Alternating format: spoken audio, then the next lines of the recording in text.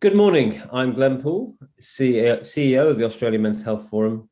This is day 5 of Men's Health Connected, where today we're focusing on working with men and boys in all their diversity.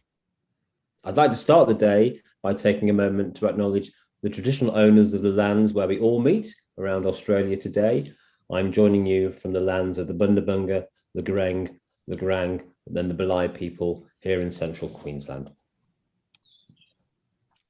So, good morning to day 5 of Men's Health Connected. Welcome back to those of you who've been with us at various times during the week. And for those of you who it's your first visit, a warm welcome to you too.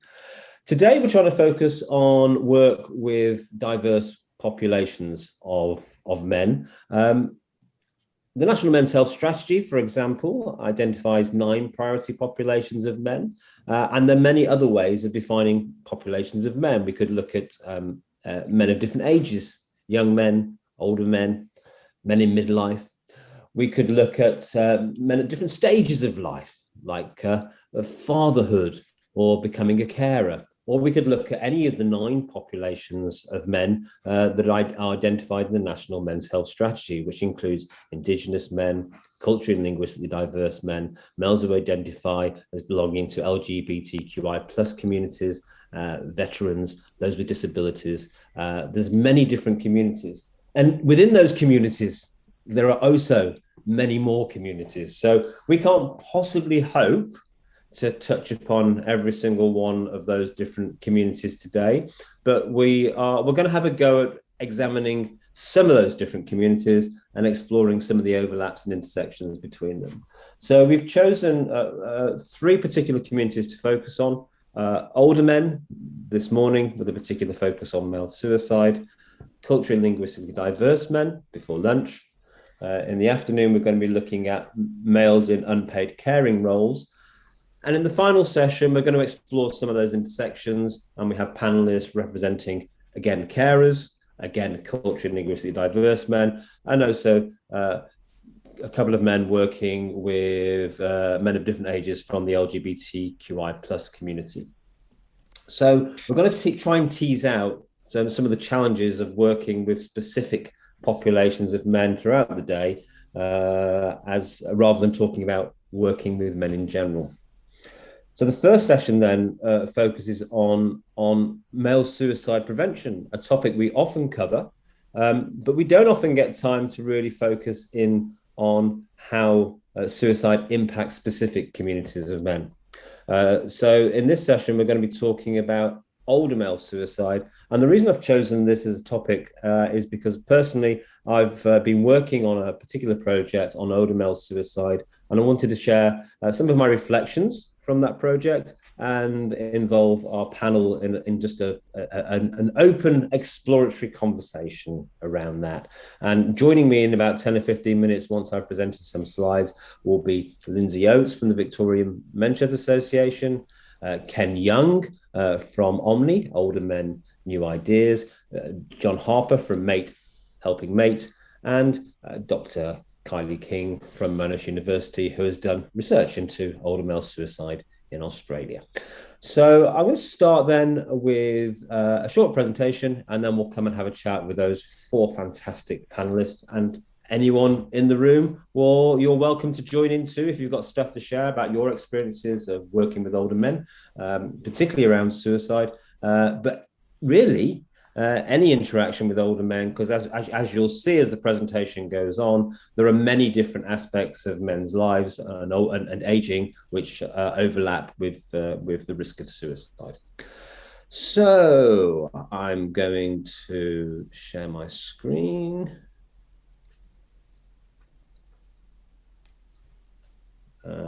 Just need the PowerPoint. Is that the right one? I'm normally introducing someone else and not doing this bit. Here we go. There it is. Share. Hopefully you're seeing that now. So Those of you who know me will know that I've been working on a project outside of the Australian Men's Health Forum called Stop Male Suicide for 5 or 6 years now. And it takes different forms, but largely it's about gathering knowledge on male suicide prevention and then making that available to people. We don't deliver services to suicidal men, but we provide information, support, resources, training, workshops to those wanting to help men at risk of suicide. For example, we do what's called Gatekeeper Training, which is to train people how to have conversations with men at risk of suicide, with a particular focus on what that looks like in terms of men. We'll often work with organizations like primary health networks and go into different communities, run forums, workshops, try and sort of mobilize communities to take action. And just before COVID, we were invited to work on a project with the Hunter, New England Central Coast primary health network in New South Wales. They were looking to do some work around suicide prevention in older people. And we approached them with a proposal to place a particular. They didn't actually ask for work with older men, but we approached them and said, well, if you're going to focus on older people, it might be really useful to focus on specifically some of that attention on older men. And I'd been involved in a research project which Dr. Kylie King had done, looking at why older men may suicide, and that helped us in terms of making our proposal to show we had some understanding of what was happening for older men, but actually also wanted to learn more. Now it's quite a short project, made even shorter by COVID because it had to be put on hold for a very long time and then delivered in quite a short period of time. We're still going through the delivery process. But what it was about connecting with people, working with and volunteering with older men in that region, running a professional webinar where we brought in expert speakers from around the country to bring some expertise from around Australia into the region. Then running training workshops at a community level with people working and volunteering with men. So we worked with some health professionals, went into some men's sheds, RSLs, bowling clubs, those types of things. And then the final piece, which we are yet to complete, is sort of drawing our findings together and creating a toolkit for those around suicide prevention in older men. And the foundation for our work really was our own tools, which focus on making suicide prevention male-friendly in general, but also a little bit the research that we'd done with, the research that Kylie had done, which we'd had a little bit of a role in. Our role was we were the community, I was on the community reference group, so I didn't play a big role in that, but took a lot of knowledge and information from the findings of the research. So in this talk, then, I'm going to pick out 4 key talking points and then use those to have a sort of discussion with our panelists. So I'm going to start with just some basic facts around older male suicide, talk about the different pathways to suicide in older men, and then come to our panel for a discussion. I want to lean into a conversation around the overlap between suicide and assisted dying. And then finally, I want to finish on a conversation about how we can empower older men as change agents in suicide prevention. So first, the facts. Just picked out the big hitting statistics first off. So it is a big issue for men. Over 60, there's about 10 men a week suicide in Australia. And then that ratio of 3 times more men dying of suicide than women is seen right across the life course, including 60 plus. The stat that often surprises people is that men over 85 have the highest rate of suicide. I mean, we did a sort of snap survey of people, and we found out that only about 25% of people realized that when we gave them different age ranges to guess. And that was even when we were asking them from a website called the older male suicide website. So they were primed to think, what the answer might be, but only 25% of people actually recognized that. And only half of people even suggested that it was men over 60. In terms of the associations between mental health and physical health, in terms of actually having a mental health diagnosis, the number of older men who are suicidal have a mental health diagnosis is fairly low, only 1 in 3. Yet those who have some kind of physical illness is very high, 7 in 10.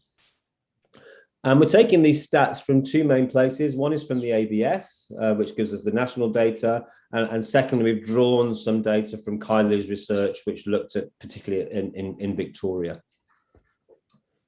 So if it's not just mental health that's the key cause or associated factor with older male suicide, what is it? Well, it's things like bereavement, it's substance abuse, it's issues with people in your life, it's being isolated, and it's struggling with financial issues and legal matters. There are many other factors, but these are some of the most common ones that show up when we look at older male suicide.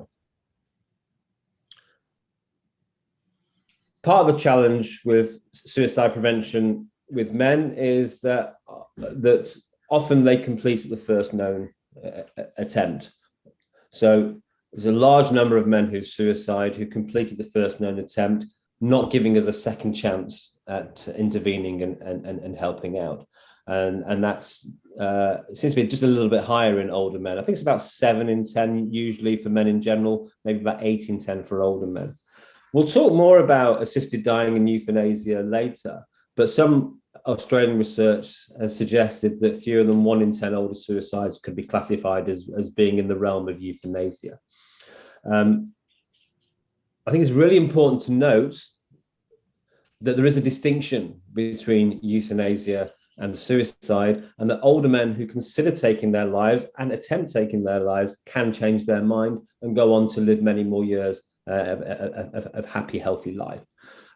So it's important for us to understand that suicide in older men is preventable, even when taking into account that some of the suicides in older men could be classified as euthanasia or assisted dying, depending on what jurisdiction you're in.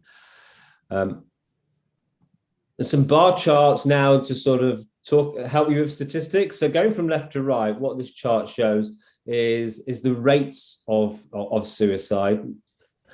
And some people don't know the difference between rates and numbers. So, you know, the rates are not the numbers. Think about cricket, and you might understand the difference between the number of runs you get and the rates of runs you get. So there are many more suicides in the sort of 25 to 60 age group in terms of numbers, but in terms of your relative risk, the rates, they become much higher at 85. And so people still think often that young men have got the highest rates of suicide, which comes from a kind of like historic narrative. The younger men now are suiciding at a lower rate than historically. However, it's still the number one killer. All right. So it's still very important that we consider approaches for young men. Men in sort of working age, 25 to 65, have the highest rates, peaking at around 50. That's my generation. And we seem to have brought that high rate right through with us from our teens. And then there's a sort of a reducing of suicide rates after 50. And I tell a story, I don't know if it's true, that something starts to happen after 50. Maybe you've got a better job, or you've paid off your mortgage, or the kids have gone to school and you're no longer responsible for looking after them. You're starting to look forward to retirement. Maybe you're going to buy that boat, go camping and fishing, spend more time relaxing. You get to the first few years of retirement, 65, life looks a bit easier. And you think this is okay. 60s, through the 60s, the suicide rates are a bit lower, and then bit by bit, as age starts to creep in and other challenges start to creep in, suicide rates go up. Now that's a very general narrative, because clearly for a lot of men, transitioning into retirement is a real time of risk. But across the whole population, we do see a falling in suicide risk in early to late 60s. And then, as you can see from that large blue line on the far right, 85, it jumps right up. And all the way across, the orange lines are female suicide, which has a much more kind of, it's a wavy but more even pattern. And you can see right across, men are 3 or 4 times more likely to suicide than women of the same background. And then just focusing in on the 65 to 80 figures, so you can see it there. So that's what it looks like for older men, progressively getting higher and higher in that big peak at 85 plus. Just to reinforce that distinction between association with mental health diagnosis and physical health issues, you can see both for men and for women, And this is the proportion of suicide. So the female bar here, the orange bar, looks larger. That's because it's the percentage of female suicides. There's actually 3 times more male suicides. So in terms of numbers, it would be the blue column would be much bigger. But in terms of percentage of suicides, 70% of those older male suicides associated with at least one physical health illness. And some research has shown that with each additional health issue, the risk of suicide in older people continues to increase. So physical health is very strongly linked with the risk of suicide in later life in a way that it isn't under 65.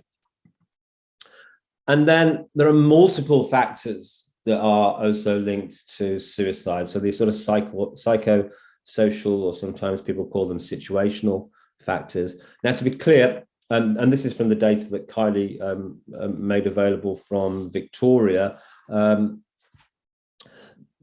figures on the side, they were numbers of suicides over a period of time, so not percentages. The biggest percentage here is about 20%. So partner death is the biggest sort of social risk factor in older men, and that accounts for about 20% of suicides. Okay, so none of these individual factors account for more than 20%. So yeah, partner death, 20% of suicides are linked, but 80% of suicides in older men are not linked to partner death. So it's important to remember that there's many different versions of suicide in older men, and these statistics give us some generalities, right? But what's really noticeable for me about this, so all of these factors impact men and women. So it's stuff around losing people and conflict in relationship. There's stuff around isolation. But there's certain ones where there's a much stronger association for men than for women. So if you notice substance abuse, the second from the left, financial matters about halfway across, and legal matters right at the very end. Those 3 are much more strongly associated with male suicide than female suicide. So then if we shift to the pathways to suicide, I want to just share a picture of this fantastic bloke. Anyone know who that is? So this is a fellow called Don Ritchie. He's not with us anymore. He died about 85, but he was known as the Angel of the Gap. So you may have heard of the Angel of the Gap. He lived near the suicide hotspot in Sydney. He could literally see people from his home on the path to suicide, because it was a suicide spot. And he could tell the difference between someone who was going for a run or walking the dog or taking a nature walk and someone who was actually thinking about taking their lives. And he would spot them on the path to suicide, step in and have a conversation with them, sometimes invite them in for a cup of tea. And he was credited with saving around 150 lives through the simple act of seeing someone on the path to suicide and having a conversation. And when we do male suicide prevention training, we say essentially male suicide prevention training teaches you to spot men on the path to suicide and step in and have a conversation and point them in another direction. And the path that you'll see them on might not be a literal path. It's more likely to be some kind of life path or psychological path. So understanding the pathways that can lead men to suicide helps us understand when it's a good idea to step in and have a conversation. And we talk about the 2 common pathways to suicide that are taught in suicide intervention. Most suicide prevention training takes a kind of like internal feelings-based approach. It teaches us to look out for people who are feeling suicidal and then have thoughts about suicide. I talk about that being the inside-out approach. When they feel suicidal, they think about suicide, then they may attempt suicide, act suicidal, like self-harm, or attempt suicide or complete suicide. And if we can jump in at the point where they're feeling suicidal or thinking about it, we can do a successful intervention. However, this model seems to work more effectively for 3 groups. It's people with mental health diagnosis, people who've previously attempted suicide, and people who are classified as suicidal. The gender suicide paradox is that while men are 3 times more likely to suicide than women, men are less likely to have a mental health diagnosis, less likely to have previously attempted suicide, and less likely to be classified as suicidal. So they don't show up in this model as much as women do. And so we talk about an alternative model, which we call the outside-in model. And we say, consider this, that the way that many men end up on the path to suicide is that they're faced with a whole series of life problems, which typically they will try and fix first. And those problems that they can't fix, they will attempt to cope with. And when men find themselves overloaded with a whole host of problems that they can neither fix nor cope with, they sometimes will consider suicide as a solution. Suicide in the male suicide world is sometimes referred to as very much a solution-based behavior. It's seen at the point of attempting suicide as the best possible solution to the problems that men face. However, when we meet men who had attempted suicide and come out the other side, they'll often say, I generally did think it was the best solution at the time, but looking back, it wasn't my life I wanted to end. It was the unbearable pain I was experiencing that I wanted to end. And so that's why it's really important to understand that just because a man is really committed to suicide, generally thinks it's the best solution to his problems, with an intervention and with time, he can change his mind. And that's why suicide intervention is really important. And that's also true of older men as well, not just men under 65. So we talk about all the many different kind of pathways to suicide, but in our training, we boil it down to 4 key ones: either a psychological crisis, a biological or behavioral crisis, a relational crisis, or some kind of social crisis or a crisis of role. And usually be a combination of those things. And the 4 most common ones with men, we've said for a very long time, is work, wife, mood and booze, to make it really simplistic, right? And people remember that, and it's a simple stereotype, but there's a lot of truth in it. There's a lot of truth in it. And of course, it doesn't just have to be wife, it can be girlfriend, boyfriend, whatever. It can be any relationship issue. But the common one with men generally is that sort of relationship breakdown. But this is where one of the key turning points was for us in focusing on older men, because you can make these generalities about men, but when you actually look at specific populations, well how much does this apply to men over 65? Well, yeah, to some extent, but there's a different story going on for older men. So we one of the first things we did was we wiped the slate clean. We knew there would be psychological crises, relational crises, biological and behavioral crises, and social crises. They would still exist, but it would be too simplistic to say work, wife, mood and booze for men over 65. And then you start to map out what different crises fit into those areas, and there's lots, right? And you saw some of them in the graphs earlier on, and all of these are true and relevant. But when you're training people, it's very hard for people to remember all of that stuff. So it's really important to actually hone things down to not to oversimplify suicide, but to make it simple enough that they can grasp it and feel empowered to make a difference. And I was really struck in our professionals conference. We had Louise from TomNet, the Older Men's Network in Queensland, and she shared this slide. And this was a man who had, one of the men that they worked with, who'd been at the point of suicide, but came out the other side. And this for her was a common story. It's a man in his 70s, very close to the point of suicide, who managed to pull his life back together and move on. But the word that really stuck out in all of that for me, and sort of like really started to resonate in all the conversations we were having around this, was loss. And indeed, so as we've talked about this with more and more rooms of people, including rooms of older men, people have talked about how the aging process can be a whole series of losses: ongoing loss of health and well-being, ongoing loss of the people that are important to us, loss of purpose and role, particularly for men, and then ultimately at the suicidal level, a loss of hope.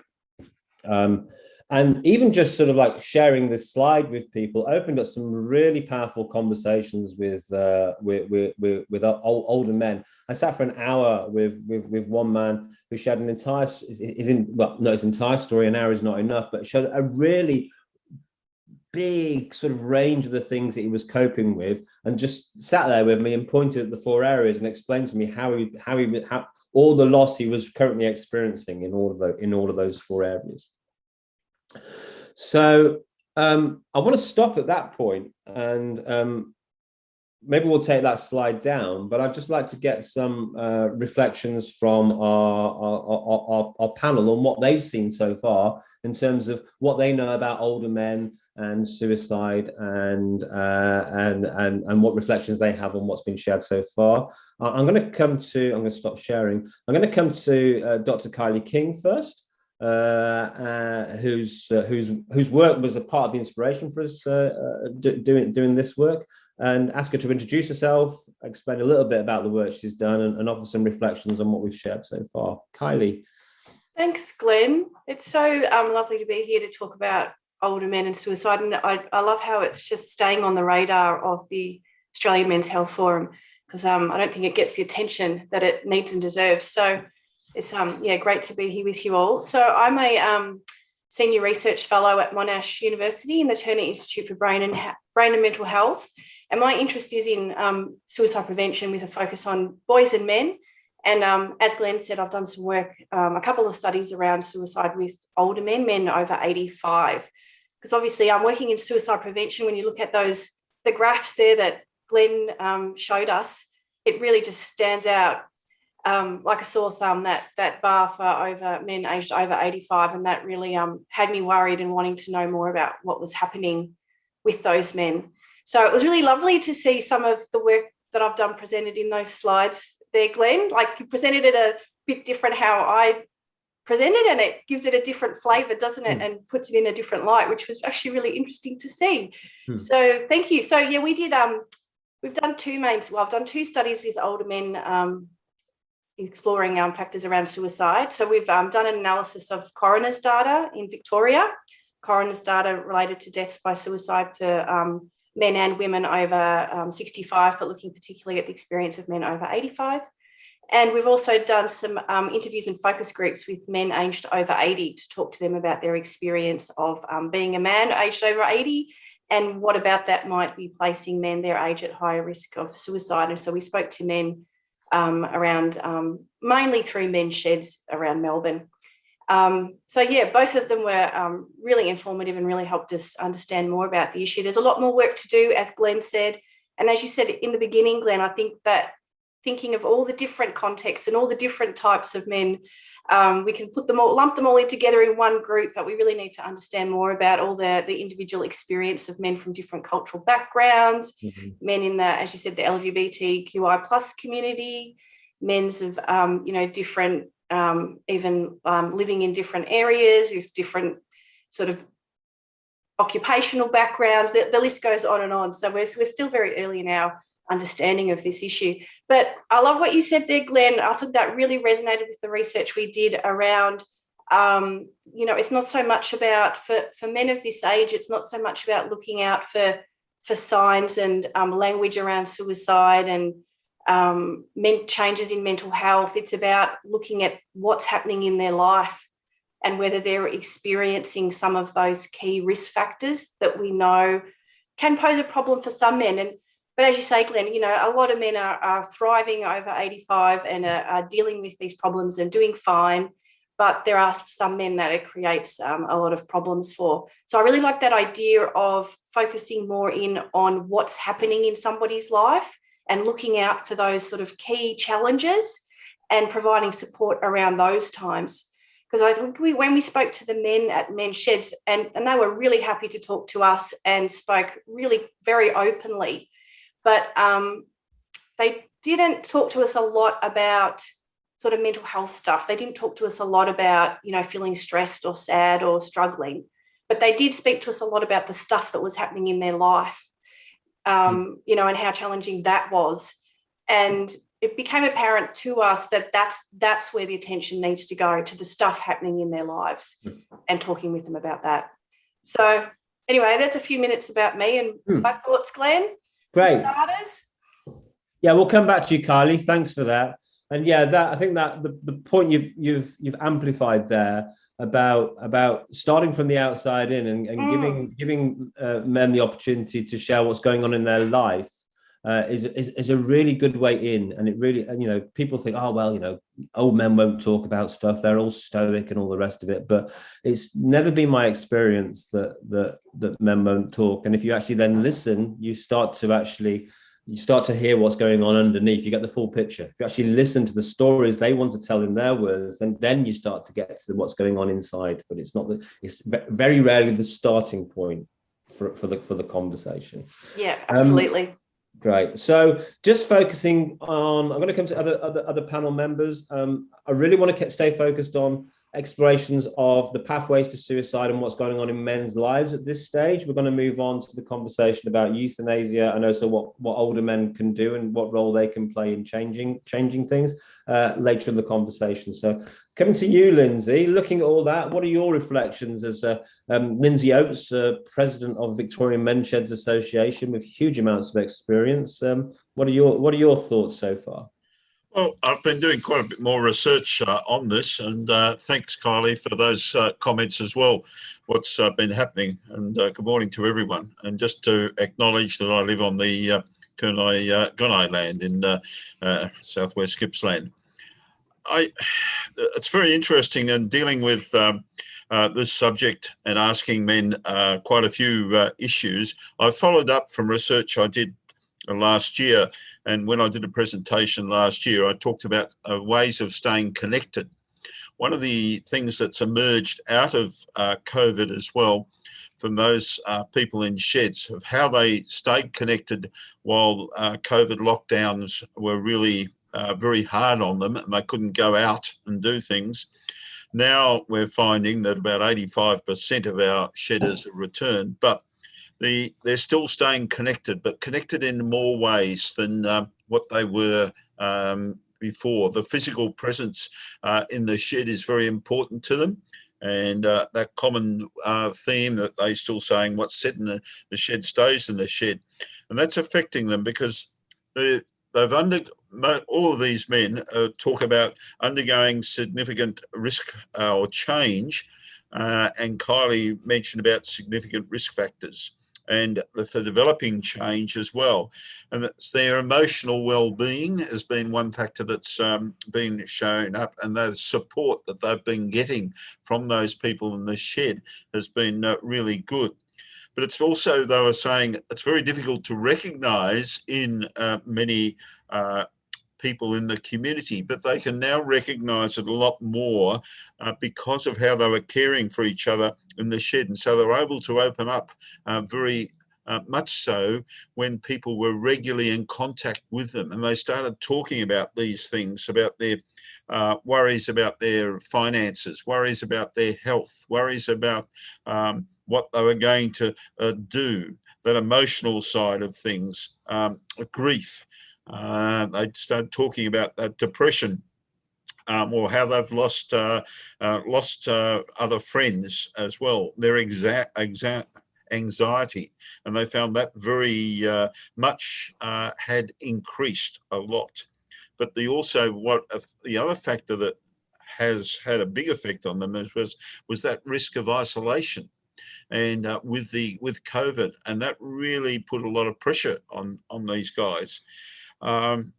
They also admitted, some of them admitted, because if it hadn't been for their wife or partner or the shedders bringing food or being in contact with them, they were not looking after themselves. There was a self-neglect happening with that in terms of just getting out and about and doing things. They became more complacent, but the anxiety increased. And some of them said, well, and the pressure from family as well was on them at the same time, or lack of contact and physical contact, not only with others, but with their family. So that was very interesting to find that out, and particularly the risk of not being able to see their friends, but they were very appreciative of that support.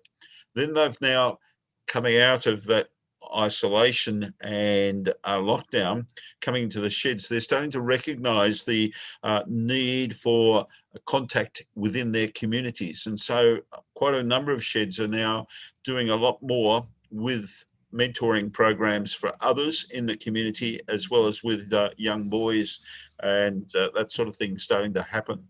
So there's other programs that we're going into, which I'll talk about a bit later, that are happening in sheds that are helping these guys to start recognising some of the problems and looking at things. One of the aspects that came out of this, and Kylie just mentioned before about talking about suicide, is that a lot of blokes don't like the word suicide, I found, but they are prepared to talk about how they're feeling and what that. But if you mention about doing any training or anything, information about suicide, all of a sudden, down come the eyelids, down the face, they withdraw. So it's very interesting of how that they see that.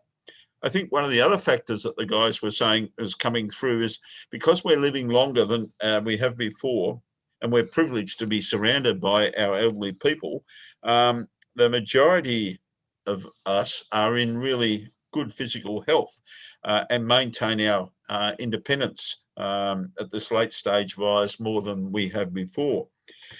And that's very important, and the guys are looking at that. But one of the things that came out of discussing about that side of things was that the way the shedders now are starting to support each other.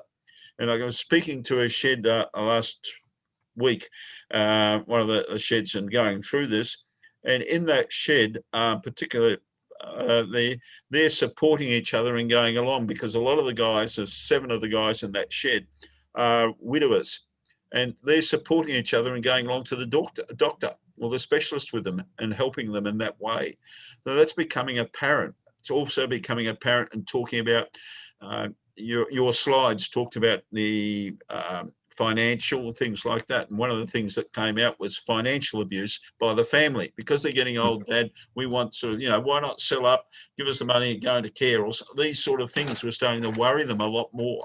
So it's all that sort of thing, and that interaction happening. So one of the things that they felt was very important of being open and supporting each other was the caring and keeping in that contact was very important, but looking at the physical signs of the people as well all the time and looking at their body language was very important. Thanks, Lindsay. That's a really fascinating insight. I'm just going to share my slides again for a second. And what I want to make is the point that whilst these are all risk factors, we could flip that around. We can also see that these can be protective factors as well, right? And particularly focusing in on relationships, that if we've got people in our lives, and what you're talking about there is being able to share what's going on in your life. We focus a lot on men being able to share what's going on emotionally, but actually sharing what's going on in your life and what's worrying you is very powerful, because it's not possible for people to help if they don't know what you're concerned with. I mean, one of the men that I was talking to in the shed, he had a whole load of stuff going on, a whole load of really big challenges. But clearly the thing that was distressing him most right now was the fact, because he'd separated in his 80s, he was now having to go through the trauma and the upset of selling the house. And there was systems in place to sort of about the practical details of selling a house. But this was a massive emotional wrench to the guy, and he just needed someone to hold his hand through the process of doing that very difficult thing. You could really see it very, very, very clearly. It wasn't the only thing he needed, but that was clearly one of the things he needed, was just someone to support him with that difficult thing that he was going through. So yeah, what you've shared there is how those men that you're working with are building up the positives in the people quadrant, and they may lose a friend, but they will. We're old. As we get older, we will lose people close to us. We will lose our partners. We will lose our friends. We will lose family members.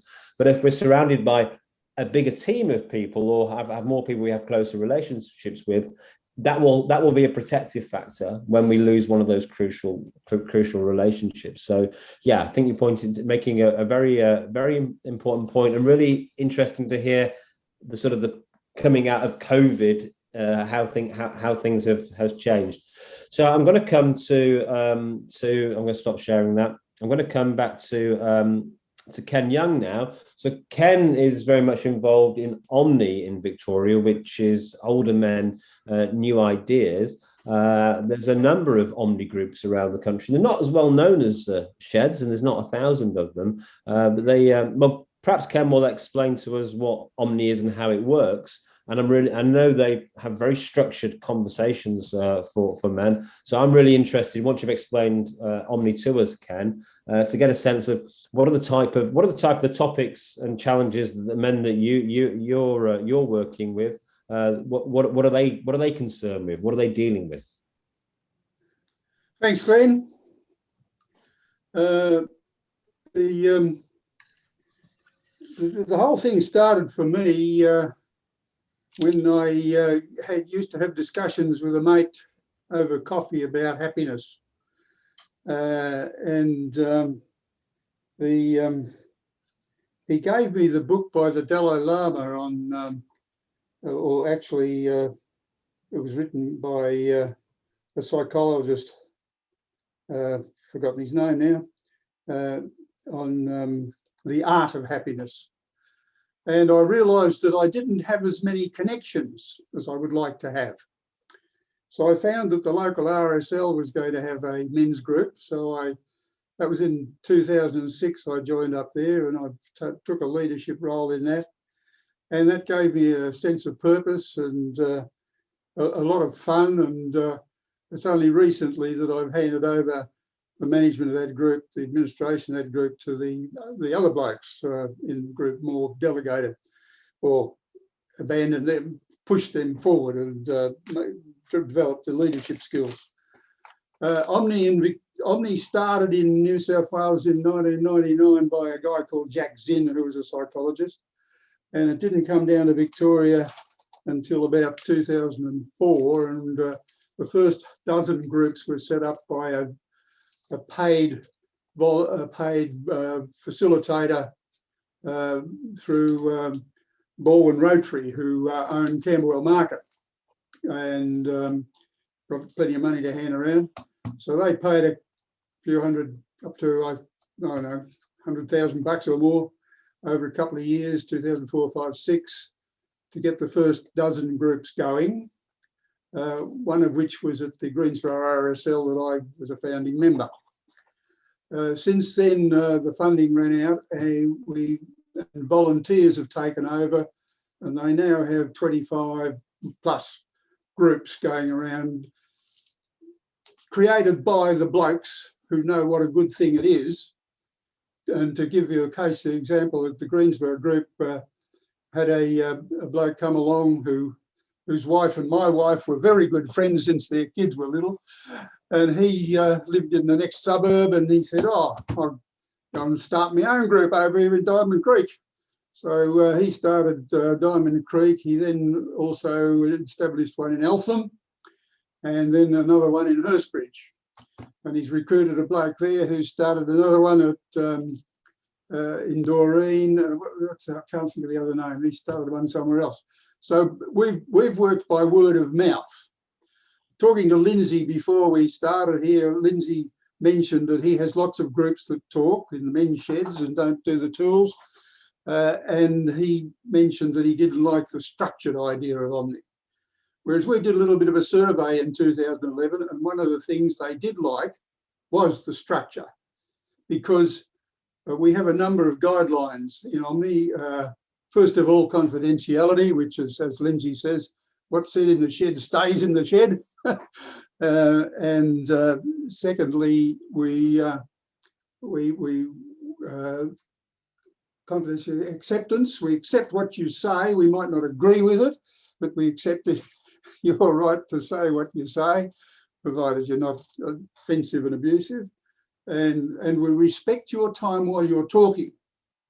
And this is something that often happens to men for the first time in their lives. They can speak uninterrupted.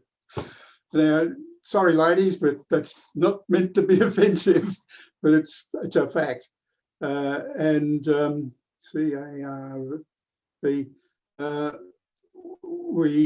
We try and talk about personal issues, which, of course, I love that idea that you've come up with there: hope, health, people, and purpose. I'm going to be using that next time I talk to my boys. We don't offer help. We are under the auspices of COTA, Council on the Aging Victoria, and as a consequence, we don't have any administrative structure as such. We just have those who get on with the job and make things happen. Well, I made most of the things happen in that group since 2006-8. We established our second group in Greensborough. I took over the 2008 group. And all I needed was the treasurer, someone to hold the jar that holds the money, you know. But and what as a result, I think we're the best Omni group in Victoria. Now, I might be biased, but we use the boardroom at the Greensborough RSL with its 10 comfy reclining leather chairs around the big board table. We get extra chairs in for the, you know, if we have any more people. Sometimes average group size is anywhere between 10 and 14. And we have a structured format for the meeting. The first half of the meeting, we go around the table and each man talks in turn about what he's been up to since the last meeting and any problems that he's got. So we get to know each other pretty well and know who's got problems and so on and so on. We then have a break for a cup of tea and stand up, walk around, bring our cups of tea back to the table. Then we talk on the topic that's been selected at the previous meeting. Now, in the manual, we do actually have a manual, and this is available from the Code of Vic website. And they have a page of about 50 or 60 different topics, but we make up our own topics. What was the one for next meeting is commercialisation of sport, for example. And we've talked about all sorts of things. I try and get them thinking a bit harder. They hate me because I'm too academic and intellectual, I think. But the one thing I have learned over those years since 2006, despite the fact that we're all virtually white males, European background sort of thing, we've had the odd unusual. Oh, we've got one Arab who fled Iran or Iraq towards America, but got stopped at Egypt. So he finished up going to school in Egypt, where the school spoke French. So he speaks Arabic and French. They taught English. And so we do have, that's the degree of our diversity. We also have a mental health bloke who has, I won't go into further detail on that, but he enjoys it the most. And as well as having our meeting, in the second session of the meeting, we go around again. People talk uninterrupted. Not always. Everyone now, someone chips in, but because we know each other and we know the rules, it doesn't degrade the whole feature that the bloke knows he has the right to talk and express himself. And we've had tears. I won't go there. I'll start crying myself. But the other thing we do, because we meet at the RSL, Greensborough RSL, which is one of the best RSLs in Victoria, there's a bistro on. Some of us have lunch, so we can finish up with half a dozen for lunch before the meeting. And then we have the meeting. But we only meet twice a month on Tuesday afternoons, but on the Tuesdays we don't meet. We have coffee at the Greensborough Plaza. We can have half a dozen blokes there as well. So the connection, the group has now been stable for quite a long time. Apart from me and a couple of other blokes that were founding members way back, most of them have only been there since 2012, and a couple have only been there a year or so. So, and the average age is about 75, 70 something.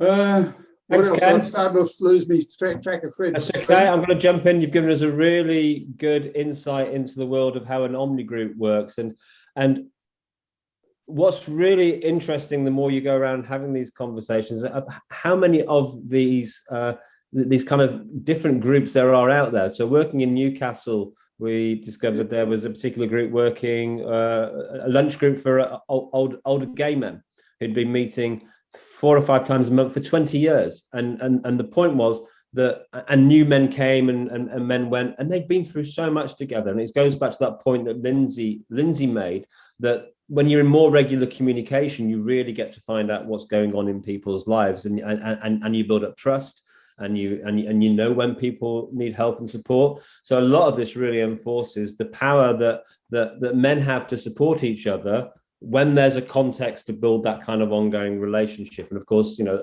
a lot of men end up isolated and not connected to a shared or an omni group or some kind of social group. And can I just say something I've remembered that I really meant to say? One of the things I found out that although all these blokes are basically culturally the same, they're so different in so many different ways. Right. So it doesn't need to be different ethnic groups, sexual orientation, you know, so on. But every man is different. Every man is different. Yeah, Thanks, and that's guys. a really important point, because every suicide is unique. I mean, there are some combining factors, but every individual man's story in terms of what takes him to suicide is a unique pathway with some common features. Yeah, and in terms of those, for us, shifting away from just talking about male suicide to older suicide was actually making it more of a focus. But then there are multiple different ways of being an older man, and it's not just in terms of your ethnicity or sexuality. Lots of different experience. Just in our short time in Newcastle, we met gay older men, we met culturally and linguistically diverse older men, we met a lot of veterans. Men who were conscripted, a lot of men who were conscripted to Vietnam in the late 60s, for example. We met gay veterans who were conscripted into the army but had to keep their sexuality hidden. We met gay, culturally and linguistically diverse men who and so there's so many overlaps. And so many stories and experiences. And I think, yeah, that point you made about having that structure where each man gets to share his story and is not interrupted is a really powerful point, which I'm probably going to come back to a little later. But I'm going to move on to bring John in. Another one that sort of Kylie hinted at was living in different regions. And so, one of those is men living in rural, remote regions who have their own sort of set of challenges. And John Harper is no stranger to those challenges. John from Mates Helping Mates. You're speaking to men of all ages, but are there particular challenges you see older men in rural communities facing, John? Yeah, I think the fellows have already stated them. I'd really like to speak on the work that you've done and Kylie. I think what you've presented has highlighted the areas we need to address. I'm a rural bloke, I'm a basic bloke. So I work with animals on the farm ex-shearer.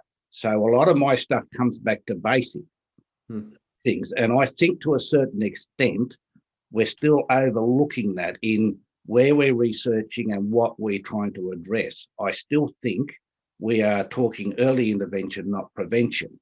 Now, some of the stuff that Lindsay talked, he acknowledged where he was speaking from. I speak from Wiradjuri country. So this is going to give you a glimmer of where I'm going to go. Isn't it interesting that suicide in that Indigenous community exploded after white settlement? Why was that? Because they had to develop socially different, because the world had changed. When we go back to that bar graph that you put up, and there was the 85 plus was higher. Why? We've never been there before, 85 plus. I went back to my little village where I lived, and all the old blokes I thought were 85. I look in the cemetery, they died 55 to 65. Nobody's been there. And then you had the high bar at 50 or so, around my age. What were we taught in my age? That it was money, it was time, and you had to be the best you could. The best you could. Now, prior to that, what was people getting taught? The generation, my father and my grandfather, all they focused on was surviving. But isn't it interesting that we've changed socially where we're going and we're struggling mentally with it? Think about it. In your paper with Giving Men a Hand, there's some bits and pieces in there that really highlight to me what's going on. Is you've factored in childhood, fatherhood. I think this is part of our upbringing, is that we're taught, big boys don't cry, you don't talk. But we do this to all of our kids, girls, boys, whatever else. As they get bigger, we think that as you get bigger, you should be strong enough to sort your own problems out. They say it takes a village to raise a child, but you're starting to talk about communities, and I think that's true, is that wouldn't it be better that we have something like it takes a community to raise a happy individual? That united we stand, isolated we fail. I think we expect, and in that paper giving men a hand, in one of the parts, men helping themselves, you've got men are expected to be strong and independent. That's not just us think we need to be independent. Everybody thinks the image of man is strong and independent. Think about it. When we came out of the caves and we hunted, did we hunt on our own or did we hunt as a group? United we stand, isolated we fail. And it's the same thing. But over the time, because our social or what outside has changed, our focus has changed on survival and understanding this core principle, which is basic animal instinct, is that we start being isolated and withdrawn. And the boys are talking about coming together in groups and talking. We, in our early prevention, so the early generation on the bar, higher numbers because there's a bigger population, lower percentage. Why? Is because we've been active in promoting prevention and realising all of these factors. So that's starting to work, but it's not as good as we'd like. What Lindsay with the Men's Shed and Ken with the Omni Group have probably highlighted something that I am really keen on, is that sure, we need people's stories, but we all understand, especially if you're a professional, is that it's the individual that has the answer. So instead of putting up expert speakers and bringing in expert speakers, shouldn't we be bringing in facilitators to get the wisdom and the knowledge from the people in front of us, from the Men's Shed, which they're doing, and from the Omni Group?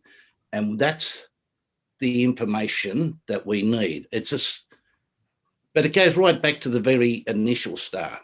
So I think that's what that bar thing to me indicates.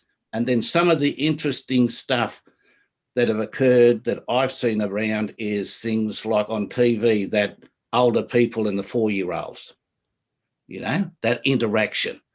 I found when I was seeing the interaction with my grandkid, I got my 3-year-old grandson out there. He's a lark. That's what keeps me going. I think we all understand that. We need that. And in Temora with the Men's Shed, they did small maintenance, small engine maintenance with the kids from the high school. Great. They're all the sorts of things we need to be working on. It's about united we stand. I think it's not going to go back to where it was, but it still comes back to the core of what you talk about a lot of times, Glen, is this community, is that, you're moving or trying to get people to look at the different communities. And I'm saying that's great, but we even got to go right back to when we're bringing up our kids. So beautiful. Thanks, John. And thank you for reading our writing. It's great. I've posted a link in there for other people to. It's always nice when you hear that people have read what you've written. So I'm just glowing at that in the first instant, and also reflecting back on. I've lost my in being flattered that you read it. I've forgotten what I was going to say now. There was a really crucial point I wanted. Well, I thought it was crucial. Where I said had men expected to be strong and independent. Yeah, it's not that. I'm going to come to Kylie because I think I'd like to hear Kylie's reflections on what you've said because on that, and I'll come to you, Kylie. On that graph where we hit up to 50, which is my generation having the highest rates of suicide previous to the over 85s. one of the things that I've come to realize is that my generation was the first to experience separation and divorce, and an attempt to have more equitable relationships than any other generation. And when we went through those challenges, so I was surrounded by so many peers in my 30s and 40s who were trying to run equal relationships and facing the strain, and then being involved in their kids' lives, and then being separated and having to learn how to raise kids together separated. And we looked to the previous generation, and none of our mums and dads had ever been through that. We had no role models for what that looked like. They'd never had to have manage a relationship like that, and they'd never had to manage separation. And something that you point to, and it is something that came out in all the conversations we had, whether it was with gay men with HIV who were given a death sentence of only living a few years, who are now living for decades with HIV, or whether it was older men in their 80s who said, we never expected to live this long. We were just going to get to 65 and get a few years of retirement, and that was it. You've got a whole generation who's never lived this long before and has no role model of how to live this long. So that's a really interesting point you raise. And then you get into, well, what does it mean to be a man? What does it mean to be an older man? Which is why I want to come back to Kylie for her thoughts on that. Oh, thanks, Glenn. And I loved so much about what you said there, John. I'm nodding my head vigorously, and also agreeing too that whilst I've done the research in the area, the best people we should be talking to are the people that are going through this. And I sometimes get approached by organisations that have money to spend for suicide prevention in older men, and they ask me what to do. And I say, go and ask the older men that are in your community, and they'll tell you what needs to be done.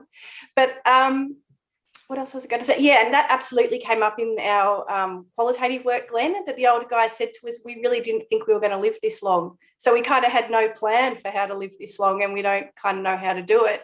And I guess some of the ways that they had been living all their life kind of weren't working that great for them any longer. So, but I was also really interested in what you said, John, about prevention, and that suicide prevention for older men actually starts much earlier in life. And because a lot of the stuff we're talking about, we talk about older guys being sort of, self-reliant and sucking things up and dealing with it on their own. But unfortunately, we know that still a lot of younger boys and men in Australia are still feeling those pressures to behave that way, and still feeling like that's the way they should be a man. And so that I'm doing some other work at the same time as my older men interest with adolescents as well. So working with Tomorrow Man, Tom Harkin, who spoke here the other day, working with adolescents to try to sort of unpack some of those perceptions around the way the boys feel like they should be living their lives, and helping them sort of craft out a different version of, masculinity that might work better for them. Because I absolutely agree that suicide prevention for older men starts way younger than that, right back in childhood and adolescence. Right. Thanks, Kylie. So I'm going to move the conversation on. I'm going to share my screen for just 2 slides and then come back to the conversation. So this is a question that I don't have any answers on, but I think it's something I've thought this is something we need to talk about. And I remember Kylie raising this in the webinar that we had, that I think I'll let you use the language, but it was something about we need to talk about the overlap between the two, or explore it, or something like that. And it came up. We didn't go looking. I had it in the back of my mind that one of the issues we might come up with, particularly when focusing on suicide with older men, is that people would say, well, that's euthanasia, you should just let them do it. But I didn't prompt it in any way. But even just in a very simple open question survey we put out to the community, where we just asked for their thoughts about suicide in older men and why they thought it happened and stuff, it came up quite a few times. And here's just some quotes that just came up on an online survey. So I'll let you read those. And it was interesting because, I got to read everything that these people said, and it's like they were both saying we need to help older men, we need to do more, but also we need to take into account the right to die, which in Victoria, where some of you are coming from, is a thing. In New South Wales, where we were working, it isn't. And it's certainly something, though, that older men are talking about, and they've had experience. So many of the older men we spoke to had experiences with parents dying, with brothers dying, with partners dying, and going through that sort of dilemma at the point where the life was being extended beyond what it could have been, and wrestling with that kind of that question and imagining it for themselves. So this question of the right to die, assisted dying, euthanasia, came up very powerfully. That final quote: yes, we need to make our communities more friendly for older men, but they will continue dying from suicide until assisted dying is legal. Now, I don't know if that's true, and in fact, some research suggests that in countries where they do have assisted dying, the suicide rates haven't gone down necessarily. So I don't know if it's true, but it's certainly something which needs to be in the conversation when we're trying to work out older suicide. So I'm just really interested to hear everyone's thoughts and reflections on this, acknowledging that none of us have the, well, if any of you got the answer, I'd be delighted. I don't even know where suicide ends and assisted dying begins. I can't even work that out properly. So I just really want to be able to talk about it with people. So Ken, I know you've written about this a little bit yourself, so maybe I'll come to you first. I know it's something you've spoken about in the past. Oh, me? Yeah. I sent you a copy of my 2017 essay on the topic. Basically, perhaps I'll share with you where I'm at. Yeah, that's fine. I've lived a couple of decades longer than my relatives who had the similar cardiovascular conditions that I've got. I've got 7 stents in my heart over a period from 1996. I was a heavy drinker, managed to give that up that year. Thought I might like to live a bit longer. And I hadn't had a heart attack. My only symptom was I couldn't breathe. And if I stopped exercising, stopped doing anything, it would come back, and I was able to move gently without becoming breathless. So I had a number of stents over a number of years, and it wasn't until 2018 I had my first heart attack, which was like a lot. I've heard it described as an elephant standing on you, with like some pressure just there and so on. But by that stage, I knew all about heart attacks. I educated myself. I was on blood pressure tablets, aspirin, and cholesterol tablets, and so on. And I had what's called nitroglycerine, or what's it called? Nitro. Where have you gone? Somewhere. It's there somewhere. Where have you gone, Ken? Come back. It's a spray that you put under your mouth when you're having a heart attack. Yeah. If the pain doesn't go away within 10 minutes, you have another spray and you ring 000, which is what I did. And that was when I had my number 7th stent in my heart, in my right coronary artery. But I've got, apart from that, I'm okay with a lot of little irritations. I won't go through the list, but these irritations are sort of stopping me from doing, I can't do what I used to be able to do. And that's irritating. So I must admit that I'm familiar with suicides, people I've known of and worked with and loved. And so I know about suicide. I read a book about suicide, and it talked about the various suicides, and I found myself getting depressed. And so I stopped reading that section of the book and went on to the section about people living with people who are depressed. And this is part of my interest in happiness and well-being. My studies have gone in neuroscience and all that sort of stuff. And so I think, am I really, because I've got a perfect answer to euthanasia for my personal self. All I have to do is stop taking. Oh, I'm now on blood thinners as well after my last heart attack. So I'm on 4 medications. So all I have to do is stop taking those, and I'll have a heart attack and not tell anybody. And oh dear, he died. So nobody will know that it's been well. Everybody knows that I have that option. I'll tell them, and I'll tell them that I might use that one day if I go the shits. But I love the whole health first. But in my studies, I came across this. I don't know if you've heard of PERMA. You're familiar with all that. Martin Seligman, Martin Seligman, flourish. Because the opposite to depression is flourishing. To flourish, what you need to do is do what you're interested in or what you're good at. And I was good at administering an Omni group. So I had a lot of fun. I was flourishing there. It's taken me all those years to start to get a little bit bored with it and think, oh, I can do something else. So I'm now doing something else. But what was the question? It's okay. You've shared some great stuff. I'm going to move the question on. Everything you shared was gold. What I was really struck that, I mean, firstly, Ken, keep taking the tablets. And I was. Well, the big thing is the important thing is if I don't, the impact it has on other people, and I don't want to do that. I've got a lovely wife.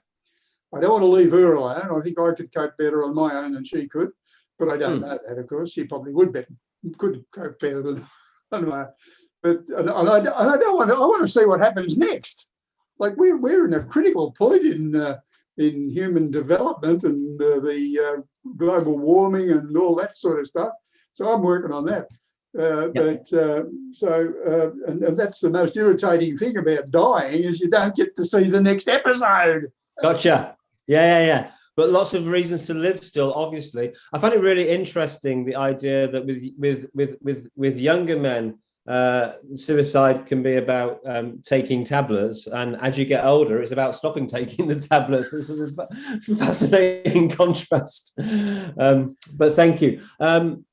Kylie, you raised the question when we had the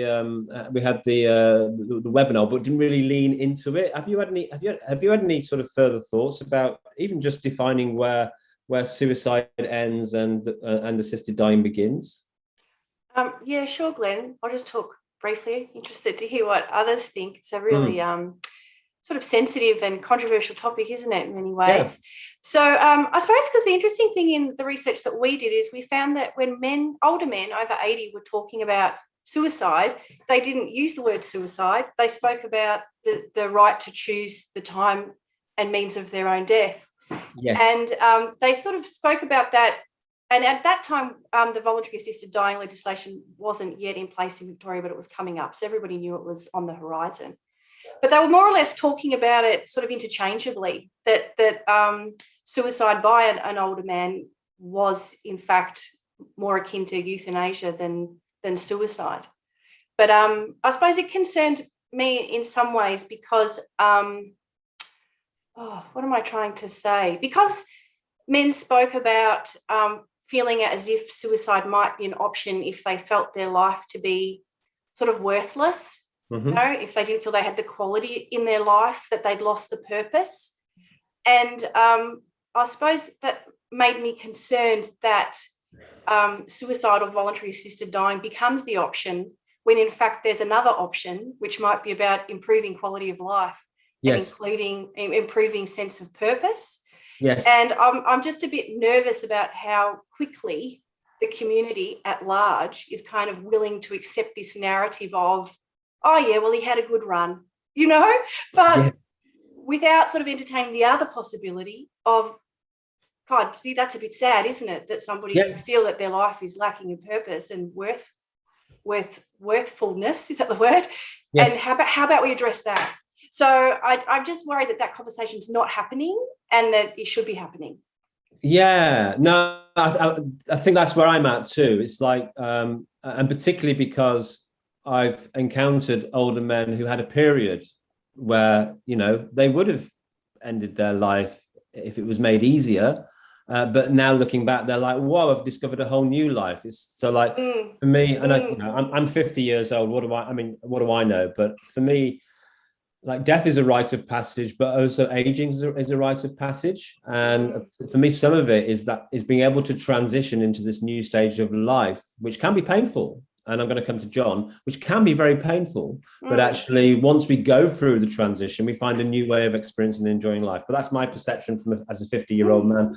John, I wish we had more time for this conversation. There's a final piece I want to come to, but John and Lindsay, I'd like to give you a couple of minutes on this as well before we move on. Quick one is I've contemplated suicide. When I was in that place, my perspective was that nobody cared for me and there was no brighter future. That was my perspective, not reality.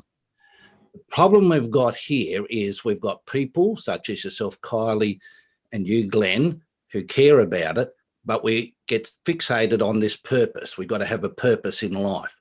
Worthless. It comes back, once again, right back to sense of community. It's really about a sense of care.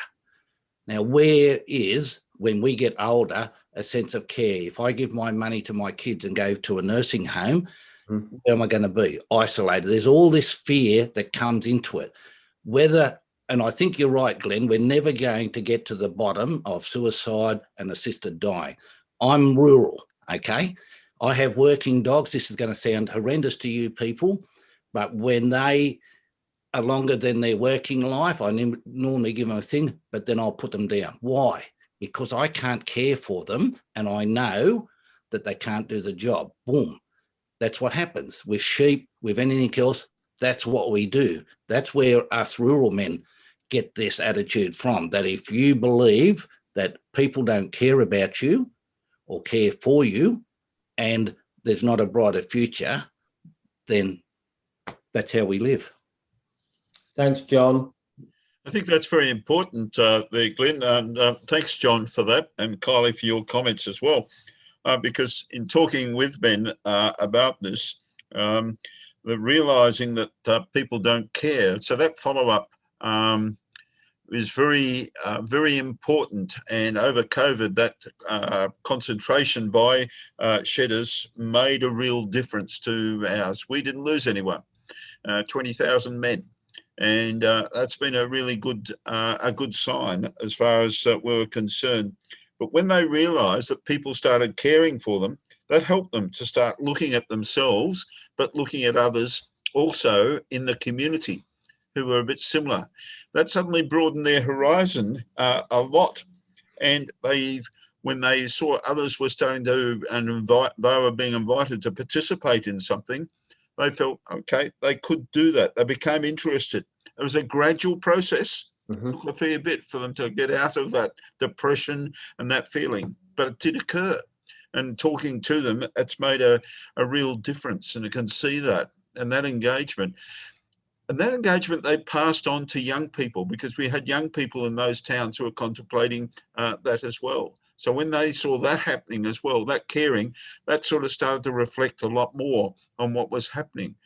And so they were started doing things for other, invited and participating, and suddenly feeling that they were worthwhile and something. And that worth was very important to them.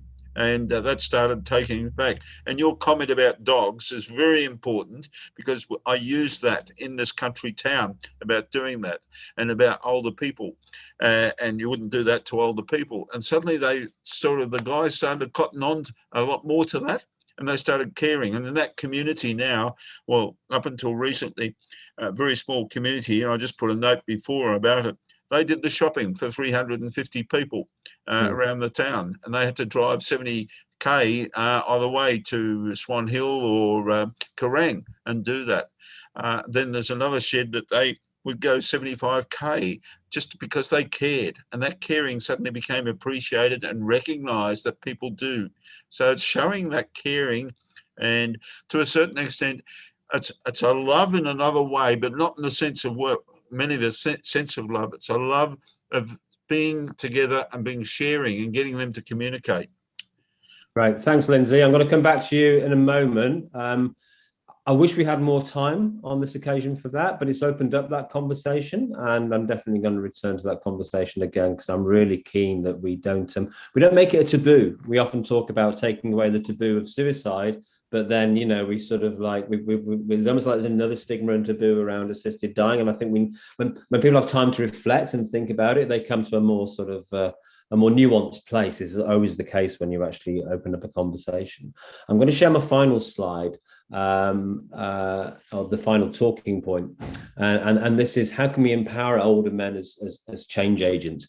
I've got 3 thoughts on this. One, just the power of actually hearing older men's stories. So it's really important, I feel, that we get more and more opportunities to hear older men telling their stories in that lived experience, and not just of suicide, but of what they're dealing with. How can we in our 40s and 50s and 60s prepare ourselves for later life if we don't hear stories of what the aging process is like and learn from that? We really need to support groups like Sheds and Omni and Tomnet in Toowoomba and the Gay Men's Social Group that I met in Newcastle. All these support groups for older men are really important in terms of building prevention, and not just for older men, as Kylie sort of referenced, building up those kind of like, you know, doing that work earlier on and ensuring that men have stronger social connection from an early age is really important. So all the great peer support groups working with men of working age that are members of MHF, they're doing prevention work for the future, as far as I'm concerned. And then finally, there's this piece around training older men as gatekeepers, which I'd like to hear Lindsay's experience of that. But let me just share a little bit of what we've done. We didn't specifically only train older men. We trained people who were working and volunteering with older men, but about half the people we trained were older men. And just a very simple measure, because we didn't have huge research on this, but a very quick survey was before and after the training. Do you know the facts about older male suicide? Do you know what the risk factors are for older men? Do you think you'd be able to spot a man at risk of suicide? Do you think you'd be able to actually help a man at risk of suicide? And would you know where to direct that older man for help and support?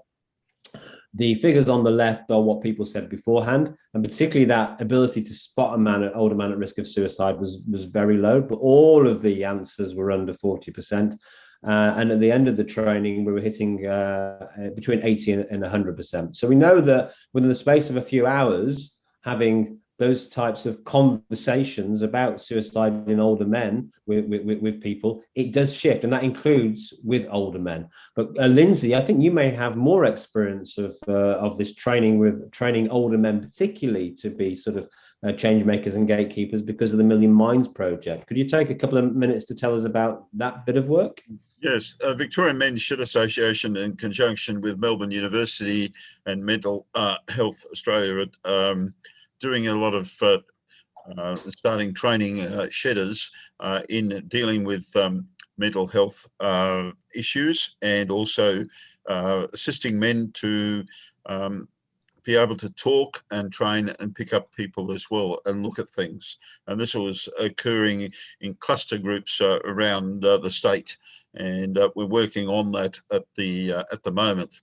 And we've got specifically trained people who are coming in, psychologists and social workers, running these courses, who've been through courses with the university, and we're doing that as a project to help the shedders and help those in the community. And particularly we're doing it as well in research and looking at some of the things that we've been talking about this morning. It's very important, this project. It'll cover a lot of our shedders, and I think it will make a difference. It's a new way of looking at things in this way, and I think it's going to be very important for our shedders, and benefiting and helping them and assisting those in the community. It's a great project, and we're heavily involved with our sheds across it, and there'll be a fair few where we're going to be training and helping people in that area. Right, thanks, Lindsay. Good to hear. Really interested to hear how that progresses. We've only got a few minutes. I just want to see if there's anyone in the room who just wants to make a contribution. I noticed Wes Carter's here. Wes, are you able to open your mic if you want to make a contribution? There we go. Hey Wes, how are you? Do you want to introduce yourselves and share any thoughts you have on listening to this conversation? Yeah.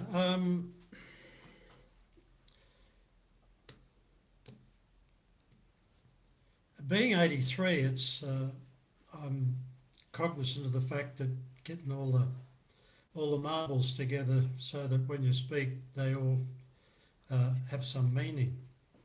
I'd like to thank everybody for your contribution. Here in WA, I've been running a program called The Elders Way, concentrating on men, or encouraging men, supporting men to look at the aging process in a different way. So ostensibly, it's about how can older men be of service, not only in the community but particularly within their own families.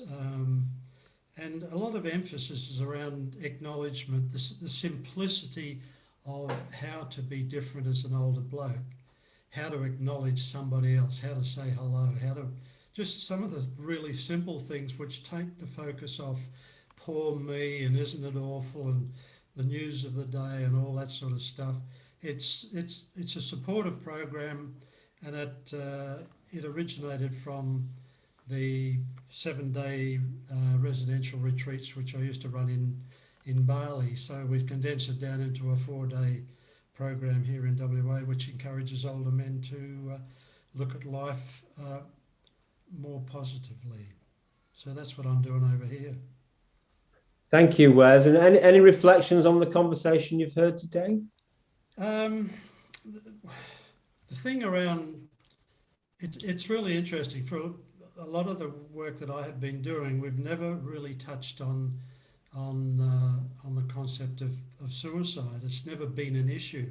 Once you can engage men in looking at something about the brightness of their future or something for them to look forward to,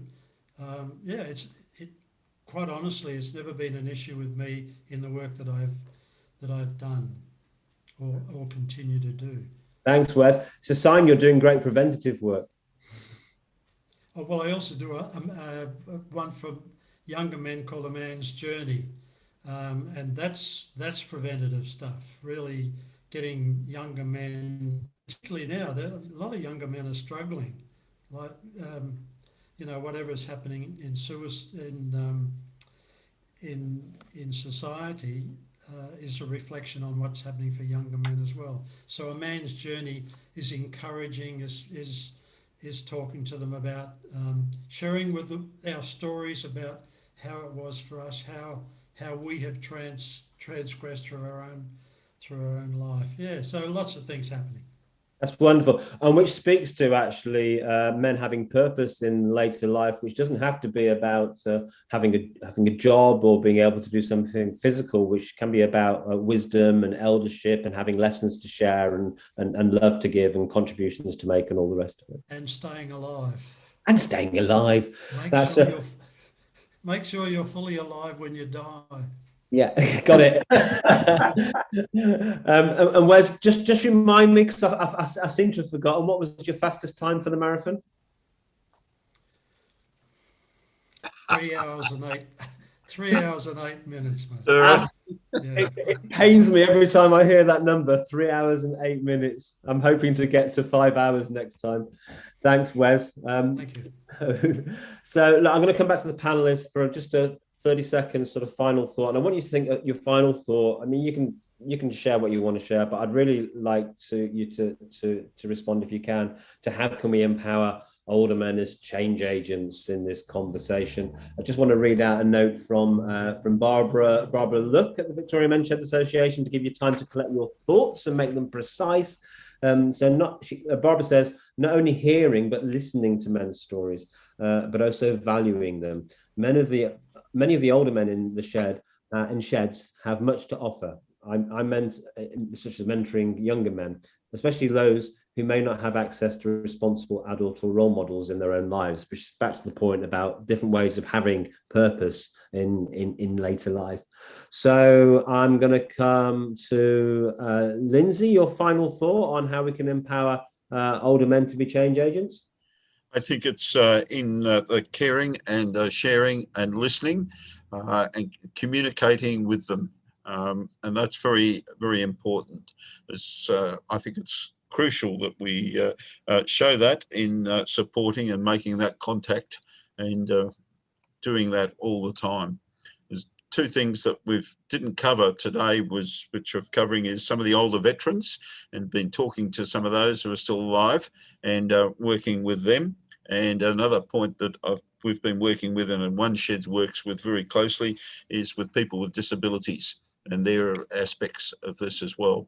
So it's because there's a different force there, and people talked about Aboriginal communities, and we're doing work now in two of our sheds with young people where there's been suicide as well. But that communication and caring is what's happening now in those places. It's making a difference to the lives, giving them purpose. Thanks, Lindsay. Ken, you've obviously been a change maker yourself, setting up and running the Omni Group for many years, which is not just about the group, but it's about building community and social connections and friendships between older men. How do you think we can empower older men to be change agents? I have a simplistic approach, being a little bit autistic and so on. Suicide is caused by depression, generally, in my view.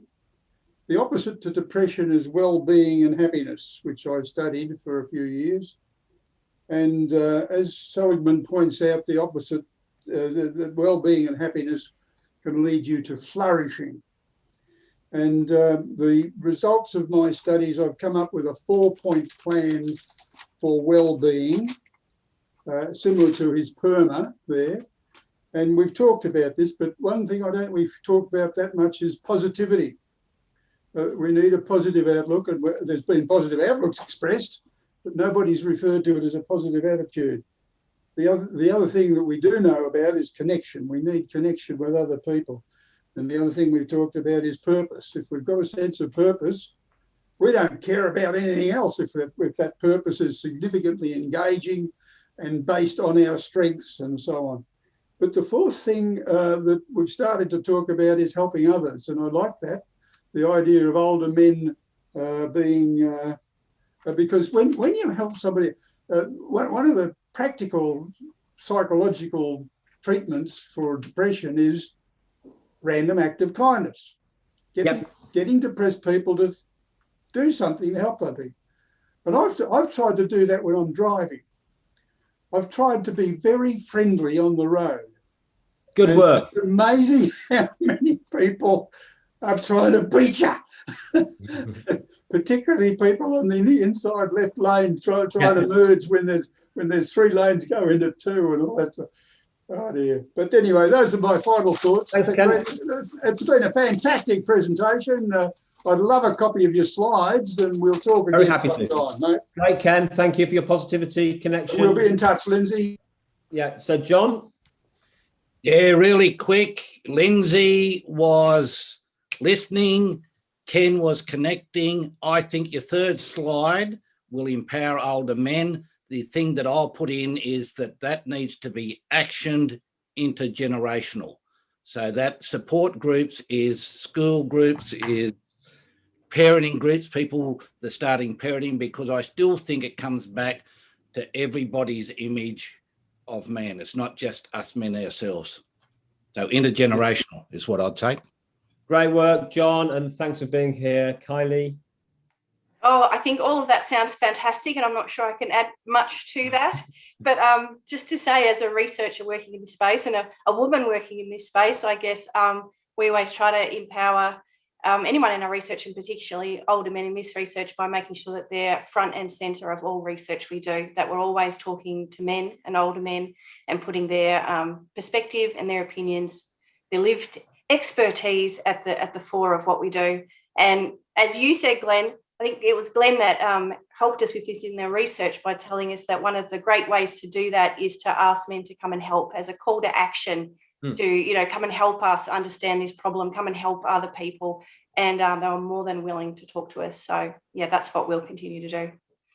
Great. Thanks, Kylie. Thanks, John. Thanks, Ken. Thanks, Lindsay. And also thanks to Wes Carter for joining us there.